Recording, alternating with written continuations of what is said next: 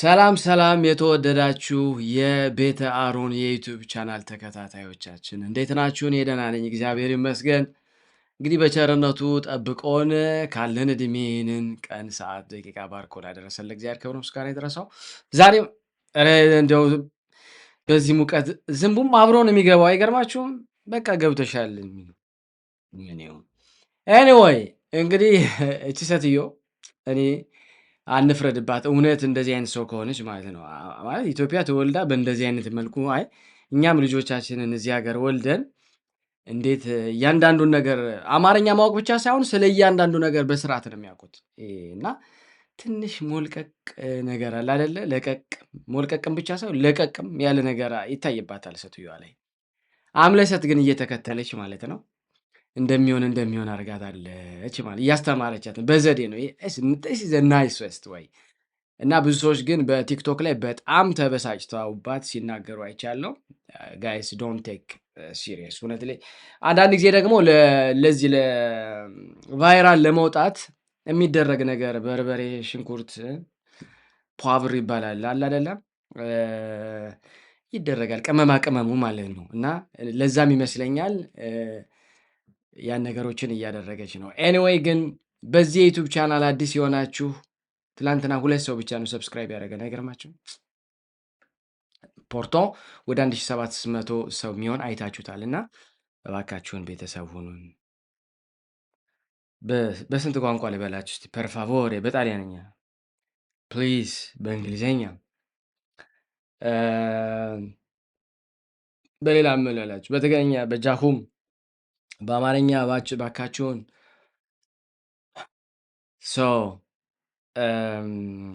በሁሉም ቋንቋ ብያቸዋለሁ ማለት ነው። እና ቤተሰብ ሆኖ እንግዲህ ከዚህ ጋር በተያያዥነት ሌሎችንም እንደዚህ አይነት ቪዲዮዎችን አብረን የምናነሳ ይሆናል። በዚህ አጋጣሚ ኢሲኤፍኤንም የእግር ኳስ ጨዋታ በደንብ ደምቆ የተከበረ ነው።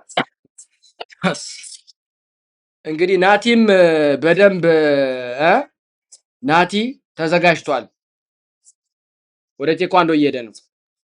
ከዚህ በኋላ ናቲን አለቀላችሁ።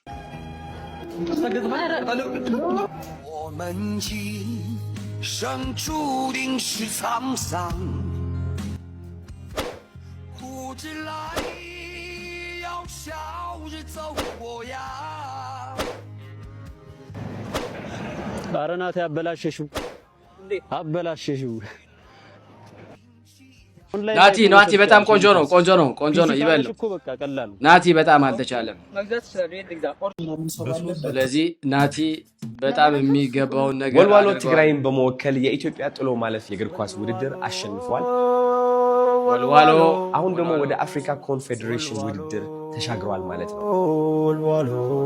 ወልዋሎ 70ኛ ዓመት ክብረ በዓልም ሊያከብሩ ተዘጋጅተዋል። ይህ በማስመልከት ሐምሌ 30 በጣም ትልቅ ኢቨንት አዘጋጅተናል። ማንም ሰው እንዳይቀር። የነፍሳችን ዜማ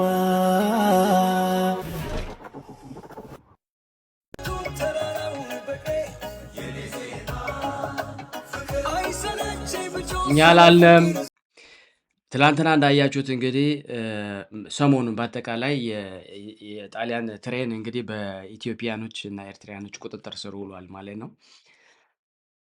በተለይ ደግሞ እዚህ ሀገር የተወለዱ ልጆች ናቸው ይህንን በደንብ ስቧቸው። ከኛ ይልቅ እነሱ በጣም እርስ በርስ የሚገናኙበት ትልቁ አጋጣሚ ስለሆነ በደንብ ነው የሄዱ። ባለመታደል ሆኖ አይገርማችሁም? እስካሁን ድረስ በህይወቴ ይህንን አጋጣሚ ገብቼ አላውቅም። በዚህ ዓመት ወስኜ ነበረ የተለያየ ፕሮግራሞች ያዙኝ። የዛሬ ዓመት ራሱ አታምኑኝም፣ ትኬት ገዝቼ ሆቴል ተከራይቼ ምናምን በሆነ ምክንያት እንደዚሁ ቀረው ማለት ነው። ዘንድሮም አልሄድኩም ማለት ነው። እንግዲህ ሆፍሊ ከእግዚአብሔር ጋር ፍቃዱ ከሆነ በሚቀጥለው ዓመት እንገናኛለን ብዬ ተስፋ አደርጋለሁ።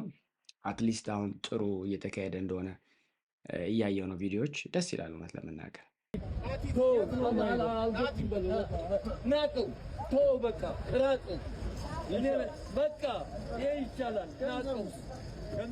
ያራድ ያንን ነው የምልህ። በሰከንድ አጋድመዋል። ምን ያደርጋል? እኔ በሰከንድ አጋድመዋል። ችግር የለም። ምን ያደርጋል? ህይወት ከጠፋ ደግሞ በግዳጅ መጣም ብዬ ነው። ይፈርማል። ህይወቱ ባጠፋው አረተው እሱ ነው ልጠም ያለው። ተናጋሪው እብድ ቢሆን አዳማጩ አቅለኛ ይሁን። ተው ዝም በለው እባክህ። ኢንሻአላህ ራስን ዘግተው ታባይ ሰኛ ልጅ ልንተነሳ እንግዲህ እንደሰማችሁት ሴዶን ይቅርብህ እያለው ነው የሰውዬ። ይቅርብህ እና ከስር ምን ነው የጻፉት? ምከረው እምቢ ካለ ጆኒ ምከረው። ሴዶን አይ ሴዶም ቢሆን የቀላል ሰው ሊሆን አይችልም ብዬ አስባለሁ። ሴዶም ያቀሙን ወራጨቱ ምናምን ነገር አይቀርም። ምንም ጆኒ ፕሮፌሽናል ወይ በደንብ የጠነከረ የበረታ ቢሆንም ሴዶን ዝም ብሎ እንደ ንቃተ ህሊና ብቻ ያሸንፋል የሚል ግምት የለኝም። እውነት ለመናገር ሴዶም የራሱን ነገር ማድረጉ አይቀርም። በአይኒ ሚንስ ግን ያው ጌሙ መሆን አለበት ብለን እንጠብቃለን። ሆፍሊ እና እየጠበቅን ነው። ስንት ጊዜያችን ዘገብ ነው እኮ እና አሁን ምክር የለም። እናት ያለ አባት ያለ ኡምራ ሄጃለሁ አለ፣ ታይላንድ ሄጃለሁ አለ፣ ዱባይ ሄጃለሁ አለ፣ ቱርክ ተከተል ነው ይዘነው መጣን። አሁን ኢትዮጵያ ገብቷል፣ ፈርሟል። ከዚህ በኋላ ወይም በዛ ሰዓት ሽንት የመጣብኝም ብሎ ጨዋታውን ያቁመው። እኛ የምንፈልገው በጌሙ ላይ ተገኝቶ የተከፈለው መስዋዕት እነዚህ ይህንን ፕሮግራም ያዘጋጁ ሰዎች ተሰቃይተዋል። እኛም አብረን የተሰቃየ ነው ማለት ነው። ጌም አይደል? ይቅርታ ድምፄ እየተመለሰልኝ ነው በዚህ አጋጣሚ። እስኪ ስንቶቻችሁ ናችሁ የእኛን የዩቲዩብ ቻናላችንን ሰብስክራይብ ያደረጋችሁ? ሲጀምርስ ገና ላይክ ያደረጋችሁልን ስንቶቻችሁን? በነገራችን ላይ ላይክ ስንጠይቃችሁ ላይክ ለምን እንደሚጠቅም ታውቃላችሁ? በላይኩ ልክ ሰው ወዶታል ብሎ ዩቲዩቡ ራሱ ሸር ያደርገዋል። ሌላ ቦታ በሙሉ አሜሪካ፣ አውሮፓ፣ አፍሪካ ውስጥ ፓምፓውት እንዲሆን ያደርጋል እና በጣም ነው የሚረዳው። ስለዚህ ፕሊዝ ይህንን ማድረጋችሁን እንግዲህ እንዳትተውን ማለት ነው። እንግዲህ ሩመር አለ ይባላል። እንግዲህ ኩዊን እና ኪንግ እንዴት ናቸው? ዜማ እያለ ሲዘፍንም ሰምተነዋል። ኪንግ አዶናይ ማለት ነው። እና ይሄ ነገር እውነት ነው። በየቦታው አንድ ነገር ሰምቻለሁ። እውነት ይሁን አይሆን አላውቅም፣ ግን ያልተረጋገጠ ወሬ ላይ ፎከስ ማድረግ ስለማልፈልግ ነው። እና እንግዲህ ይሄ ነገር እንዴት ነው የሚለውን እናያለን ማለት ነው። ወደ ቀጣዩ ቪዲዮ እስኪ እንቀጥል። እንዴት ነሽ ከኒሳ? እዚህ ጋር ምንድን እንደ ሆቴል የሆነ ስም ተጽፎበታል። ሀዋይ ፋሚሊ ስሜ ነው። እንዴት ነሽ? ደህና እንዴት ነሽ? አለሁልሽ። ደህና ነሽ? ቤት ለምቦሳ አዲስ ቤት እንግዲህ እምቦሳ ይሰሩ ይባላል። ምን ያለ እምቦሳ ይሰሩ ይባላል። እምቦሳ ማለት ትንሽዬ ጥጃ እና ቤት ለምቦሳ ነው አይደለም። ቤት ለምቦሳ ሲባል ሀብት በሀብት ይሁን ቤትሽ፣ ልጅ በልጅ ይሁን በቃ የተትረፈረፈ ነገር ይኑርሽ ማለት። እኔ እምቦሳ ማለት ምናምን ስትል እምቦሳዋን ለሚቀጥለው ጊዜ ምናልባት እድሉን ካገኘሽ አምለሰትዬ በጣም ነው የምንወድሽ። በዚህ አጋጣሚ መልእክቴ ድረስሽ። እምቦሳውን እንዳሁኑ በጊዜሽ እንደሄድሽ እምቦሳውን የሚይዝሽ ትሄጂ እና ከዛ የቱ ጋር ይታሰር ስትልሽ እግሯ ላይ ትንሽ እሰራረች ቦታ ስለሌለ ለጊዜው እዚህ ጋር ይታሰርልህ ነው የለሽ። እንደሷ እኛም ቀልደኛ እንሆን እንጂ ኧረ ገደለችን እኮ በስላሴ። ጥሩ ምኞት ነው። እሱን አክሰፕት አደርጋለሁ። ኦኬ እሷም አክሰፕት አደርገዋለች። እግሯ ላይ መታሰሩን አክሰፕት አደርገዋለች። ፋሚሊ ስማችን ነው በአማርኛ የተጻፈው። እኔ ሙሉነህ ማንበብ አልችልም። ሙሉነህ ኮርማን የባለቤቴ ስም ነው። ሙሉነህ ያው እዚህ ኮርማን ሙሉነህ ፋሚሊ ይላል። ኤምሲ ሙሉነህ ኮርማን። ቤት ላይ እንደዚህ ተጽፎ አይቻል አቅም ሆቴል ምናምን ወይ ደግሞ ፎቅ ላይ ምናምን ነው። አዎ ምክንያት አለሽ? ይሄን ነገር አይቼ ነጭ ነበር ምን እናርግበት ሲባል ለምን ስማችንን መንገድ ላይም ባለቤቴ ቤቱን እንደ ሪኮግናይዝ እንዲያደርግ ነው። በቃ አልፎት እንዳይሄድ ሲመጣ ቤቱን ማግኘት አልቻለም መጀመሪያ። በእውነት ለምን ስንጽፍበት አይጠፋበትም ብዬም። ዋው ይገርማል። ዌልካም። ሰዎች መተት ሊያደርጉባቸው ሲያስቡ ወሳኝ የሆኑ ጥያቄዎችን ይጠይቋቸዋል። ከነዛ ወሳኝ ጥያቄዎች መካከል 8ቱን ነው ለአሁኑ የምነግራቸው። ስለዚህ እነዛ 8 ወሳኝ ጥያቄዎች ምንድን ናቸው? ሰዎች በእኛ ላይ መተት ማድረግ ሲፈልጉ፣ ተንኮል ሲያስቡ አጥብቀው የሚጠይቁን 8 ጥያቄዎች ምንድን ናቸው? እነዚህን ጥያቄዎች ከተጠየቅን ጥንቃቄ ልናደርግ ይገባል። ስለዚህ እነዚህን ጥያቄዎች ማወቅ ራስን ከእንደዚህ አይነት ጉዳት ለመከላከል ወሳኝነት ይኖረዋል እና 8ቱን ጥያቄዎች ማወቅ ግድ ይለናል። እንቀጥል። የመጀመሪያው ፀጉርሽን ወይም ደግሞ ፀጉርህን ልንካው የሚል ጥያቄ ነው። ይሄ ማለት ምንድነው? ፀጉር ከማንነት ጋር ጥልቅ ግንኙነት ስላለውና ለድግምት እንደ ዋና መሳሪያ ስለሚጠቅም ትልቅ ቀይ መስመር መሆኑን ማወቅ ይኖርብናል ማለት ነው። ስለዚህ የመጀመሪያው ጥያቄያቸው ይሄ ነው፣ ፀጉርህን ልንካው ወይም ፀጉርሽን ልንካው። ሁለተኛው ባልተለመደ ሁኔታ ሙሉ ስምህን ልብ አድርጉ፣ ወይም ሙሉ ስምሽን እና የእናትን ወይም ደግሞ የእናትሽን የልጅነት ስም የክርስትና ስም ማን ነው ብሎ አጥብቆ መጠየቅ። ይህን ጥያቄ የሚጠይቁን ሰዎች ልንጠነቀቃቸው ይገባል። በሁለተኝነት የሚጠይቁን ጥያቄ ይሄ ስለሆነ ማለት ነው። ሶስተኛው የሚጠይቁን ጥያቄ ምንድን ነው? የተወለድክበት ወይም ደግሞ የተወለድሽበት ቀን እና ትክክለኛው ሰዓት መቼ ነው፣ ስንት ሰዓት ነው ብሎ መጠየቅ ነው። እንግዲህ ይህ መረጃ ለመንፈሳዊ መጠቀሚያነት ወይም ደግሞ ጥቃት ለመሰንዘር እንዲረዳቸው ኮከብ ለመቁጠር የሚጠቀሙበት ነው። ስለዚህ ይህን ጥያቄ የሚጠይቁን ከሆነ መረጃችንን ልንነፍጋቸው ይገባል ማለት ነው። በአራተኝነት ደረጃ የምንመለከተው ወይም ደግሞ የሚጠይቁን ጥያቄ ምንድን ነው? የቅርብ ጊዜ ፎቶን ወይም ደግሞ ፎቶሽን ልታሳየን ትችላለህ ወይም ልታሳየን ትችላለሽ የሚል ነው። በነገራችን ላይ እኔ አንድ ወዳጄ ከካናዳ መጣና እንዲሁ እየተጫወትን እያለን ያው ስራውን መርሃ ግብር ስለሚያውቅ እንደውም ጠይቅሃለሁ ብዬ ከዛ ስልክ ከምደውልልህ ያው ወደ ሀገር ቤት መምጣቴ ስለማይቀር በአካል ጠይቅሃለሁ ብዬ ነው አለኝ። ምንድን ነው የምጠይቀኝ ስለ እንዲህ የሆነች ልጅ የፍቅር ግንኙነት ጀምረን ነበረ፣ ግን ባህሪዋ እንዲህ ያለና አንዳንድ ነገሮችን ከነገረኝ በኋላ ግን አዘውትራ ትጠይቀኝ የነበረው ፎቶዬን ነው። እኔ በአካል እያለሁ ፎቶ ምን ያደርግልሻል እላት ነበረ። በፍጹም ጉርድ ፎቶግራፍን በተለይ በቅርብ ጊዜ የተነሳው ጉርድ ፎቶግራፍን ለማስታወሻነት እፈልገዋለሁ። የድሮ ፎቶ ነው ያለኝ፣ እሱን ልስጥሽ? ነው የቅርብ ጊዜ ፎቶ እንፈልጋለሁ።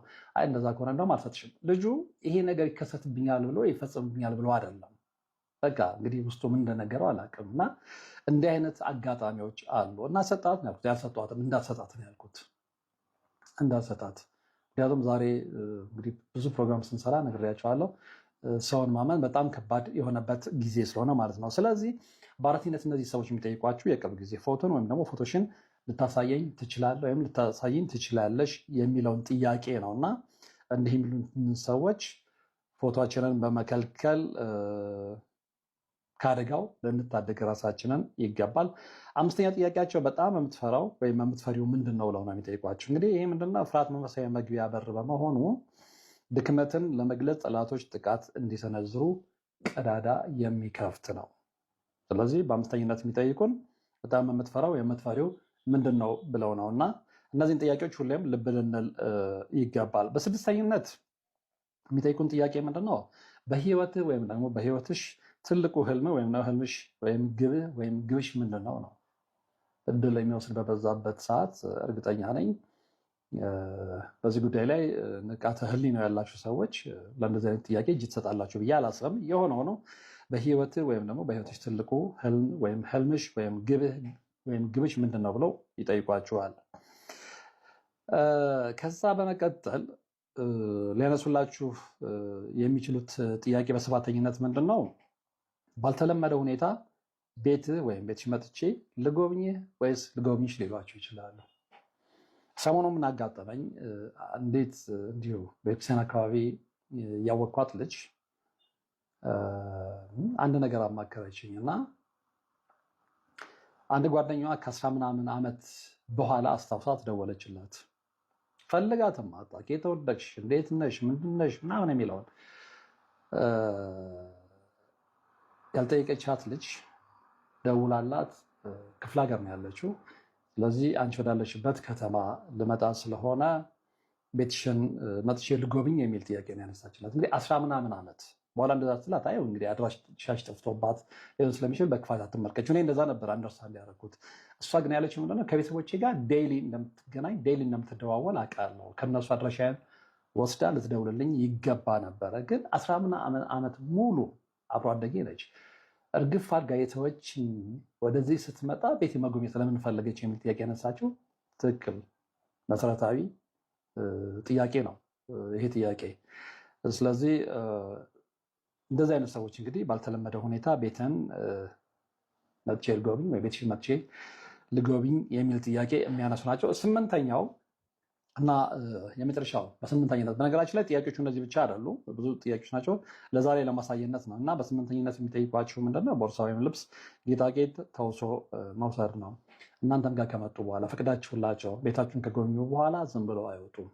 ወይ ቦርሳ ወይ ልብስ ወይ ጌጣጌጥ፣ ሽቶም የሚወስዱ አሉ። በነገራችን ላይ ሽቶም ጭምር ማለት ነው ተውሶ ለመውሰድ የሚጠይቋቸው ናቸው። ስለዚህ እነዚህን 8 ጥያቄዎች አከታትሎ የሚጠይቋቸው ሰዎች ካሉ ጥንቃቄ አድርጉ ለማለት ነው።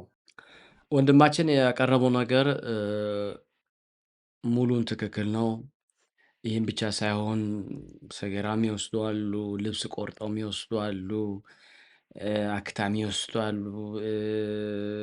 አረ ብዙ ነገር ነው፣ ብዙ ነገር ነው። የሰውነታችሁን ላብ ያለበትን የሚወስዳሉ፣ ኮቴያችሁን የሚወስዳሉ፣ ጥላችሁ ላይ ጥላችሁን የሚያደርጓል። ማአት ማለት ግን እኔ በባለፈውም ተናግሬዋለሁ፣ ደግሞአለሁ። በክርስቶስ ሁሉን እችላለሁ ነው መልሱ። እነዛ ሰዎች ያን አይነት ሪያክሽን ሲያሳዩአችሁ አትጥሏቸው። እውነት እላችኋለሁ፣ ጌታ የሚያለው ይሄንን ነው። የሚወዷችሁን ውደዱ አላለም ነው፣ የሚጠሏችሁን አብዝታችሁ ውደዱ ነው የተባለው። እነዛ ሰዎች የሰይጣን ፈረስ ሆነው ሲመጡ ሰይጣኑን አባራችሁ ፈረሱን ለክርስቶስ አስረክቡ። የእውነት በዚህ ነው የክርስቶስ ወዳጅ የምንሆነው። ክርስቲያን በመሆናችን እቺ ዓለም ክርስቶስን ካልተቀበለችው፣ እኔ አሁን እንደ ክርስቲያን ስለሆነ ጥያቄ የመጣው ለማንኛውም ሊሆን ይችላል።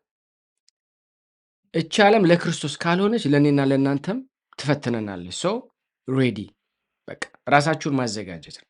ከዛ ባሻገር ግን እንደዚህ በብዛት በመላመት እንዲጠይቁ ነበር እንዲያስበውን የሚል ራስ የጥርጣሬ መንፈስ ቶማስ እንዳትሆኑ።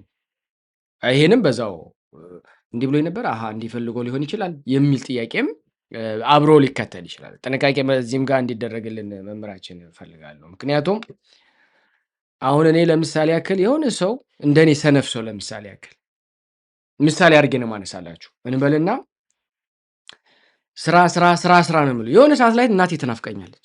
ደውዬም አላውቀው ደውላለሁ። ያን ጊዜ ሌላ ነገር ሊባል ይችላል አይደለም። ወይ ደግሞ ጓደኛዬ የት ጠፍተህ ነው ይለኛል። እንዲሁ ነኝ በቃ። ለቤተሰብም አልደውልም። የሆነ ሰዓት ላይ ያምረኛል መደዋወል፣ ያምራቸዋል ሰው ማግኘት ማለት ነው። እንዲህ አይነት ቅድም እንዳልነው እግዚአብሔርም ይሄ አይነት ነገር ስላለ መንፈስን መርምሮ ብሏል። አሁን ወንድማችን ካቀረበው ጋር መንፈስን መመርመር ግድ ነው። በምን እንመረምራለን? በጸሎት። የሚጸልይ ሰው ሁል ጊዜ አሸናፊ ነው። የጠዋት ሰይፈ ሥላሴን የሚያነብ እንዲያው ተችሎት ምሳ ሰዓት አካባቢ ዳዊትን የሚያነብ ተችሎት ማታ ወዳሴ ማርያምን አንብቦ የሚተኛ ሰው ፐርፌክት ነው። እንደዛም ሆኖ ግን አልፈተንም አይደለም። there is always ፈተና አለ። 4 ነጥብ። ከዚህ ማምለጥ አይቻልም። ይሄ መስት ነው። አይ እኔ ከዚህ ውጭ ምናምን ካላችሁ እናንተ እንደ ቅድስናችሁ እንደ ችሎታችሁ እንደ ብቃታችሁ ፈተና አለ። በፈተና የሚጸና ምስጉን ነው አለ። እሱ ባለቤቱ ነው ያለ። ይሄን በፈተና የሚጸና እሱ ምስጉን ነው ያለ። አትፈተኑብኝ አላለ ነው።